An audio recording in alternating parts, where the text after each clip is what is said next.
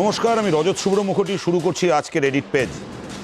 গোটা বিশ্বের উদ্বেগ একটা মূল শব্দবন্ধে এই মুহূর্তে আটকে, সন্ত্রাস। বিশ্বব্যাপী সন্ত্রাসের নানা ধরন, নানা ছক, নানা অ্যাঙ্গেল। গোটা দুনিয়ায় ছড়িয়ে আছে সন্ত্রাসের জাল।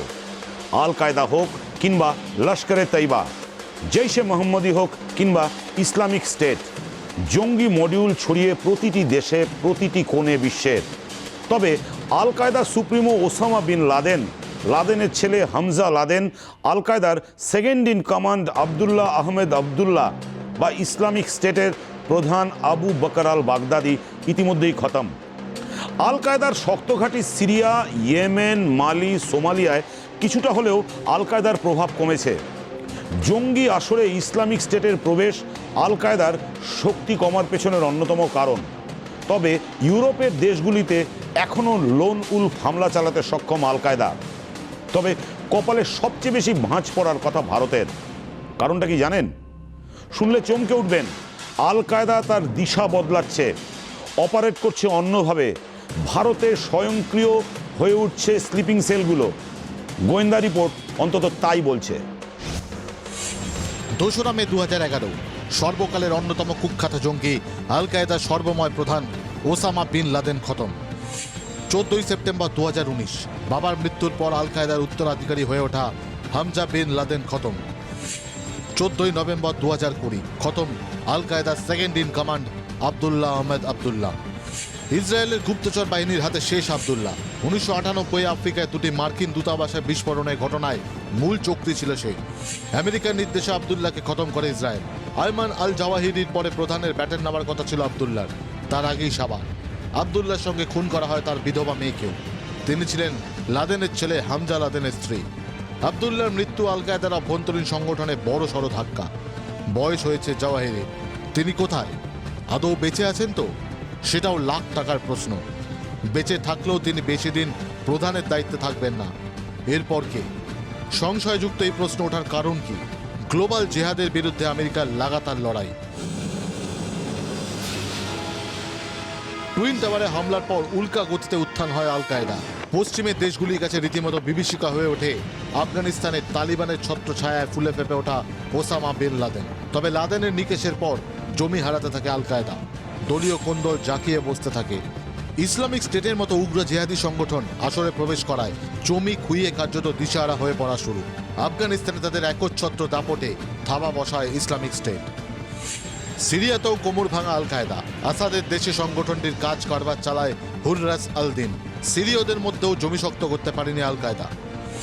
সিরিয়ানদের ধারণা আল কায়দার সঙ্গে তাদের যোগ পাওয়া গেলে আসাদ ও মার্কিন যৌথ বাহিনীর হাত থেকে তাদের কেউ রক্ষা করতে পারবে না।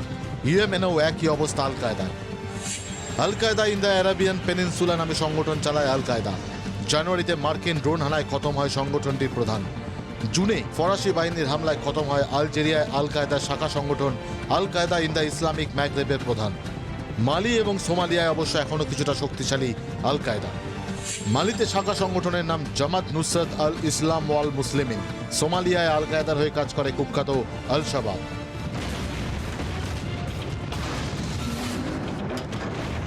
এটা পরিষ্কার 9/11 হামলার পর সামগ্রিকভাবে বিশ্বে ততটা প্রভাব বিস্তার করতে পারেনি আল কায়দা, কিন্তু এখনো ইউরোপের দেশগুলিতে লোন উলফ হামলা চালাতে সক্ষম। ব্যুরো রিপোর্ট, জি 24 ঘন্টা। বিশ্বে প্রভাব কমছে আল কায়দার, তা বলে কিন্তু নিশ্চিন্ত হয়ে বসে থাকা যাচ্ছে না। কারণ একটা সাম্প্রতিক গোয়েন্দা রিপোর্ট চিন্তা বাড়িয়ে দিয়েছে 10 গুণ। আল কায়দার টার্গেট এই মুহূর্তে নাকি বাংলা সহ ভারতের একাধিক রাজ্য। শুধু নাশকতা নয়, ভোটের আগে প্রথম সারির রাজনৈতিক নেতাদের ওপর হামলার ছক কষছে জঙ্গিরা। শুরু হয়েছে স্লিপার সেলের অনলাইন রিক্রুটমেন্ট। গোয়েন্দা সূত্র বলছে পাকিস্তানের মাটি থেকেই চলছে বাংলার যুবকদের মগজ ধোলাইয়ের কাজ। করাচি, পেশোয়ার এই সমস্ত শহরগুলোতে দেওয়া হচ্ছে জঙ্গি প্রশিক্ষণ। কিন্তু একটা প্রশ্ন কিন্তু থেকেই যায় যে হঠাৎ পশ্চিমবঙ্গ কেন টার্গেট? এখানে কেন্দ্রীয় সংস্থাগুলোর বিভিন্ন রিপোর্টকেও খুব গুরুত্বপূর্ণ হয়ে উঠছে। ইতিমধ্যেই আল কায়দার স্লিপার সেল হিসেবে এনআইএর গোয়েন্দারা কর্ণাটক থেকে গ্রেপ্তার করেছেন সৈয়দ ইদ্রিসকে। সে অনলাইন মিডিয়ার মাধ্যমে লস্করি তৈবার সোশ্যাল মিডিয়ার কোভার্ট প্ল্যাটফর্ম চালায় বলে জানতে পেরেছে এনআইএ। এই যুবককে জেরা করে জানা গেছে গোটা ভারত জুড়ে সংযোগ রয়েছে এই সন্ত্রাস মডিউলের। মুর্শিদাবাদ এবং কেরালার এর্নাকুলাম থেকে গ্রেপ্তার হওয়া সন্দেহভাজনদের সঙ্গে এই মডিউলের কোনো সম্পর্ক আছে কিনা সে ব্যাপারে এই মুহূর্তে নিশ্চিত হতে চাইছেন গোয়েন্দারা।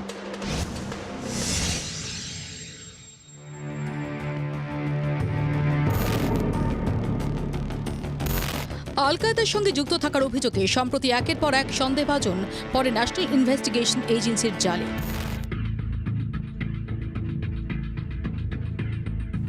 মুর্শিদাবাদ মডিউলে আল কায়েদার হাত। মুর্শিদাবাদ থেকে ধৃতদের বয়ানের সামনে আসে বিস্ফোরক তথ্য। নাশকতার ছক থেকে হোয়াটসঅ্যাপ গ্রুপ একের পর এক পর্দা ফাঁস হয়েছে। গোয়েন্দাদের ধারণা এরপরই আরও সক্রিয় হয় আল কায়েদার পাকিস্তান মডিউল।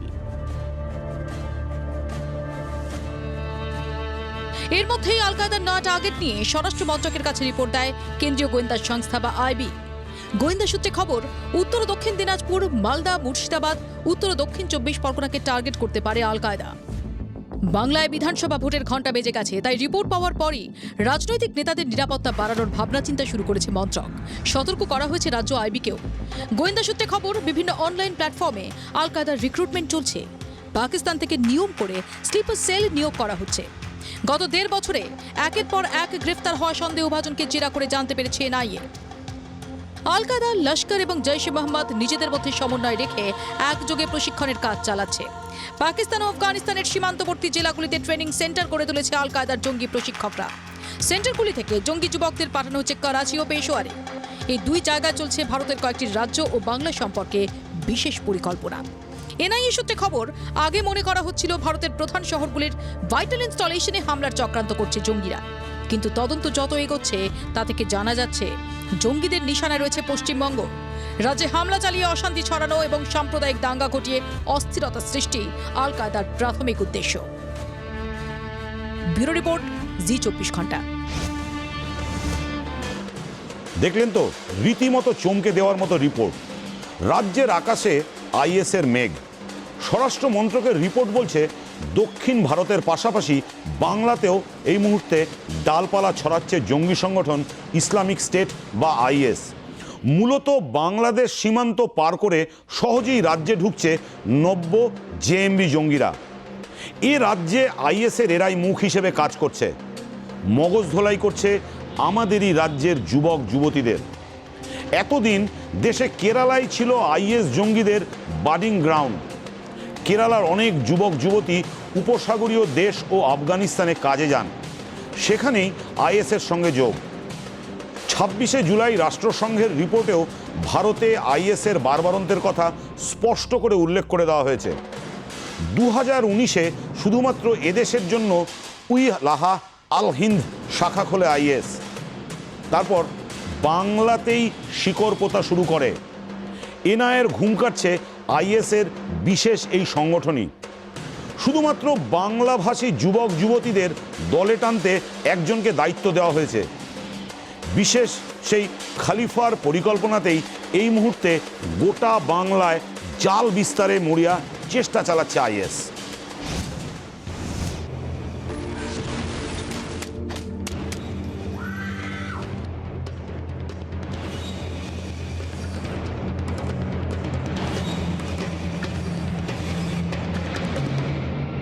বাঘুসের পতন দিয়ে কি আইএসের খিলাফতের অবসান?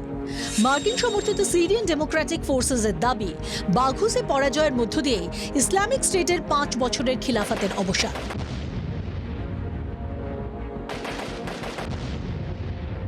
কুর্দি নেতৃত্বাধীন বাহিনীর দাবি, সিরিয়ার ছোট্ট গ্রাম বাঘুসে ছিল আইএসের শেষ ঘাঁটি।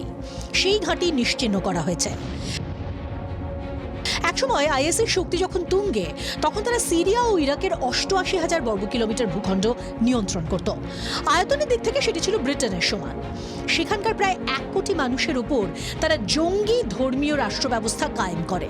তেল বিক্রি, চাঁদাবাজি, অপহরণ এবং ডাকাতি করে তারা কোটি কোটি ডলার কামায়। গোটা দুনিয়ার হাজার হাজার যোদ্ধা আইএসের হয়ে লড়াই করে, কিন্তু সিরিয়ার সরকারি বাহিনী এবং কুর্দ প্রধান এসডিএফ বাহিনীর সঙ্গে যুদ্ধে হারতে হারতে তারা শেষ অবস্থান নেয় পূর্ব সিরিয়ার বাঘুসে। সেই ঘাঁটির পতনের পর মধ্যপ্রাচ্যে খিলাফত বা আদর্শ ধূলিসাৎ। জিহাদে যোগ দিতে যাওয়া হাজার হাজার মুসলিম যুবক এখন চরম দ্বিধাদ্বন্দ্বে। তবে তথাকথিত ইসলামের শত্রুদের নিশ্চিহ্ন করার বাসনা এখনো পুরোপুরি চলে যায়নি। তাই ইন্টারনেটে প্রোপাগান্ডা ভিডিও ছড়াছড়ি, কল্পিত শত্রুদের বিরুদ্ধে বদলা নেওয়ার উদাহরণ দেখানো হয়। সহিংস জিহাদের যে আদর্শ তা হয়তো আরও কিছুকাল থেকে যাবে। শুধু গোয়েন্দা তৎপরতা দিয়ে একে পুরোপুরি মোকাবিলা করা সম্ভব নয়। তাই পূর্ব ও পশ্চিম ভারতেও প্রভাব বাড়াতে শুরু করেছে আইএস। বছরখানেক আগে সিরিয়ার মার্কিন সেনার হাতে মারা যান আইএস জঙ্গি গোষ্ঠীর প্রধান আবু বকর আল বাগদাদি। কেন্দ্রীয় স্বরাষ্ট্র মন্ত্রকের রিপোর্ট বলছে এই মুহূর্তে কেরালা, উত্তরপ্রদেশ, তেলেঙ্গানার মতো রাজ্যগুলিতে সবচেয়ে বেশি সক্রিয় আইএস। এর মধ্যে 122 জন আইএস জঙ্গি এনআইএর জালে পড়েছে। পশ্চিমবঙ্গ, রাজস্থান, মহারাষ্ট্র, বিহার, উত্তরপ্রদেশ, মধ্যপ্রদেশ এবং জম্মু কাশ্মীরেও আইএস প্রভাব বাড়াচ্ছে। বাংলাদেশ সীমান্তবর্তী হওয়ায় পশ্চিমবঙ্গে আইএস এর প্রভাব বাড়ানো সহজ হচ্ছে। বাংলা ভাষাতে প্ররোচনা দেওয়ার কাজ চলছে। গত বছর আইএস এর ওয়েবসাইটে বাংলায় পোস্টার দিয়ে হুমকি দেওয়া হয়, আমরা আসছি। ভারতে হামলা হতে পারে বলে রাজ্যগুলিকে সতর্ক করে দেয় কেন্দ্র। স্বরাষ্ট্রমন্ত্রক সূত্রের খবর, ধর্মের শাসন প্রতিষ্ঠার নামে বাছাই করে মগজ ধোলাই করা হচ্ছে। ভারতে ধর্মীয় অসন্তোষের ঘটনা, ভুয়ো সংঘর্ষের ছবি দেখিয়ে এদের ঠেলে দেওয়া হচ্ছে সন্ত্রাসের রাস্তায়।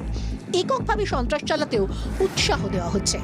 কেবলমাত্র নিরক্ষর বা স্বল্প শিক্ষিতরাই নয়, ইঞ্জিনিয়ার যুবকরাও ফাঁদে পা দিচ্ছেন। উদ্বেগ আরও বাড়ছে। ব্যুরো রিপোর্ট, জি24 ঘন্টা। 26/11 হামলার ক্ষত মুছে যায়নি। আল কায়দা, জৈশ-এ মোহাম্মদ, আইএসের স্লিপার সেল নতুন করে সক্রিয় হয়ে উঠেছে। ভারতের আভ্যন্তরীণ ইন্টেলিজেন্স রিপোর্ট অন্তত সে কথাই বলছে। নভেম্বরের শেষ থেকে ডিসেম্বরের মধ্যে আরও সক্রিয় হতে পারে জঙ্গি গোষ্ঠী। বড়সড় হামলার ছকও ছিল জৈশের। লরিতে লুকিয়েছিল 4 জৈশ জঙ্গি। ইন্টেলিজেন্স দুরন্ত কাজ করেছে, খবর তাই আগেভাগেই চলে আসে। তাই নিকেশ করা গেছে জঙ্গিদের। গোয়েন্দা সূত্রের খবর, খতম জঙ্গিদের সঙ্গে পাক যোগের প্রমাণ মিলেছে। করাচিতে তৈরি ওষুধ উদ্ধার করা হয় খতম জঙ্গিদের ট্রাক থেকে। তারা যে জুতো পরেছিল সেগুলো করাচির বাজার থেকে কেনা। লাহোর এবং করাচির জনপ্রিয় ব্র্যান্ড সেগুলো। তবে ভারত প্রমাণ করে দিয়েছে জঙ্গি সংগঠনগুলি এদেশে যতটা সক্রিয় তার থেকেই অনেক বেশি সক্রিয় এদেশের ইন্টেলিজেন্স ব্যুরো। তাই পুরোপুরি ব্যর্থ হয়ে গেছে জঙ্গি হামলার প্ল্যান। তবে আত্মতুষ্টির কোনো জায়গা এই মুহূর্তে নেই বলছেন বিশেষজ্ঞরা। 26/11 পুনরাবৃত্তি হতে দিলে চলবে না। ওত পেতে রয়েছে জঙ্গি সংগঠনগুলো। তাই প্রধানমন্ত্রী জরুরি মিটিং করেছেন। অমিত শাহ, জাতীয় নিরাপত্তা উপদেষ্টা অজিত দোভাল, বিদেশ সচিব হর্ষবর্ধন সিংলা ছাড়াও এদেশের গোয়েন্দা সংস্থার একাধিক অফিসার তাতে ছিলেন। শুধু প্রতিরক্ষা নয়, দেশের আভ্যন্তরীণ নিরাপত্তার ক্ষেত্রে একাধিক পদক্ষেপ করেছে এবং ভবিষ্যতেও করবে মোদী সরকার। এটা বারবার বুঝিয়ে দিচ্ছেন খোদ প্রধানমন্ত্রী, স্বরাষ্ট্রমন্ত্রী, প্রতিরক্ষামন্ত্রী বা বিদেশমন্ত্রী। শুধু আল কায়দা বা আইএস নয়, জৈশেরও বাড়বাড়ন্ত ভারতে। সম্প্রতি দিল্লি থেকে সন্দেহভাজন 2 জঙ্গির গ্রেপ্তারি সেই তত্ত্বই জোরালো করেছে। আব্দুল লতিফ মির এবং মোহাম্মদ আশরাফকে গ্রেপ্তার করে দিল্লি পুলিশের স্পেশাল সেল। গোয়েন্দাদের ধারণা, দিল্লিতে বড়সড় জঙ্গি হানার ছক ছিল তাদের। দীপাবলির সময় রাজধানীতে বড়সড় নাশকতা এড়ানো গেছে বলেই দাবি গোয়েন্দাদের। দিল্লি পুলিশের কাছে আগে থেকেই খবর ছিল, সে কারণেই বেশ কয়েকদিন ধরে বিভিন্ন জায়গায় তল্লাশিতে জোর বাড়ায় দিল্লি পুলিশের স্পেশাল সেল। তদন্তকারীদের দাবি, মীর ও আশরাফ জম্মু কাশ্মীরের বাসিন্দা। দুজনেই আগে পাক অধিকৃত কাশ্মীরে পালিয়ে যাওয়ার চেষ্টা করে। সেই চেষ্টা ব্যর্থ করে দেয় সেনা। রাজধানীতে হামলার পর পাক অধিকৃত কাশ্মীরে পালানোর ছক কষে 2 জঙ্গি। এর আগে অগাস্টে এক আইএস জঙ্গিকে গ্রেপ্তার করে নাশকতার ছক ভেস্তে দেয় দিল্লি পুলিশ। এই সাফল্যকে সঙ্গী করেই তৈরি গোয়েন্দারা। আরও গভীর থেকে খবর আসছে, জঙ্গি নেটওয়ার্ককে ট্র্যাক করা যাচ্ছে। অত্যন্ত পরিকল্পনা করে জাল বিছোচ্ছেন গোয়েন্দারা। জঙ্গিদের গোপন বৈঠকের খবরও আসছে। কেন্দ্রীয় গোয়েন্দা সংস্থার ভেতরের খবর বলছে, ডিসেম্বরের শেষে মুম্বাইয়ে বড়সড় হামলার চক্রান্ত চলছে। উদ্বেগ বাড়লেও সুরক্ষা মুষ্টি জোরদার হচ্ছে। গোয়েন্দা তথ্য বলছে 22 জন বাছাই করা জঙ্গির দল গঠন করা হয়েছে। দলের প্রত্যেককে 20 লক্ষ টাকার টোপ দেওয়া হয়েছে। তবে জঙ্গি সংগঠনের নাম প্রকাশ করা হয়নি। জঙ্গি সংগঠনগুলি এখন অনেক বেশি আধুনিক, ফলে সড়ক পথে যে আক্রমণ হবে তার কোনো নিশ্চয়তা নেই। তাই বিমানবন্দর, বড় রেল টার্মিনাসগুলিতে সতর্কবার্তা পৌঁছে গেছে। অনেক আগে থেকেই সতর্কবার্তা পৌঁছে দেওয়া যাচ্ছে, মানে গোয়েন্দা স্ট্র্যাটেজি সফল। ইন্টেলিজেন্স দুরন্ত কাজ করছে, গোয়েন্দা নেটওয়ার্ক আরও বিস্তৃত, টু দ্য পয়েন্ট কাজ করছে আইবি। মডার্নাইজেশন যেটা হয়েছে সেটা নর্মালি আইবি তারা বাইরে ইয়ে করবে না, but since we are A global এরিয়াতে আইবির একটা রোল আছে, রয়ের একটা রোল আছে, সুতরাং সেখানে কোনো রকমভাবেই তারা পিছিয়ে থাকতে পারে না, be it in the technological know how, be it in the interception, be it in the the mole into the enemy with high technological knowledge and equipment. Bureau report, জি24 ঘন্টা। এডিট পেজ আজ এ পর্যন্তই। Edit পেজে দেখা হবে সোম থেকে শুক্র রাত 10টায়। Good night.